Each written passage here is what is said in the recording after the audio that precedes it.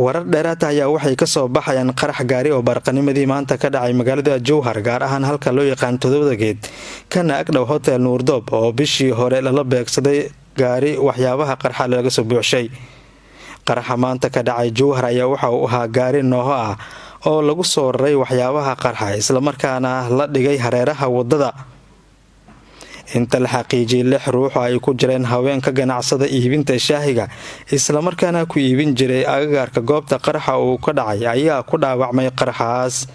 Taliyaha saldhigga booliska degmada Jowhar Bashiir Xasan Xalfooy Bashiir Carabi oo la hadlay warbaahinta ayaa waxa uu faahfaahin ka bixiyay qaraxa maanta ka dhacay magaalada Jowhar iyo qasaaraha ka dhashay. Bismillahirrahmanirrahiim. Alxamdulillah shukran caalamiin. Maanta waxa ka dhacday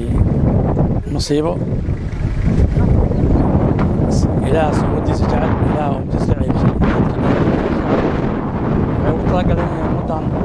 مصيكا أو لباتيسان ولباتيا لكن إلهي أياب بالبالي أمتيسة والبحين بالغي هلي مركي ورقا اللي هلي أجاك حرني دادك كان قاجيني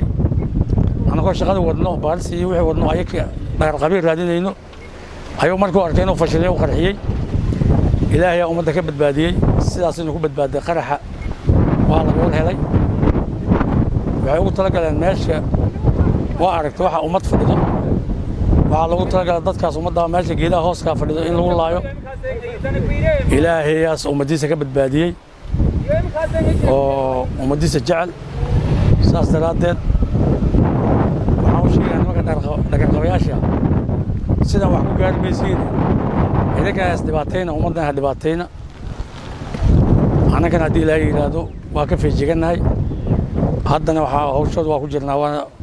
مرلو تلاوان كقادنا 40 todoba insiinayna ilaa noo saqiray markaan 40 helnay oo dadka shacabka ka dhaqaajinay meesha oo aaga xiranay ka bacdi qarxiyeen waxa dad ay meel fog ugu tagtay oo dhaawac oo firilada ay gaareen ayaa dhaawaca 6 qof waayay laba xooga dhaawac culus gaaray laakiin dhaawacooda waa inta 4 kalantoodna waa fududiya dhaawacooda oo isbitaalka laga soo bixiyay marka xaaladoodu waa degan tahay sida ay rabeen iyo si u dhow ma noqon ilaahay aan umadiisa ka badbaadiyay ciidamada amniga dadaal badan sameeyeen oo markii warkeedeen shaqo fiican ay qabteen laamaha amniga magaalada Jowhar ayaa wada baaritaano la xiriira qaraxa maanta ka dhacay magaalada Jowhar iyadoona gabi ahaanba la xiray wadooyinka soo gala goobta qaraxa uu ka dhacay si bulshada looga ilaaliyo qataraha kale ee imaan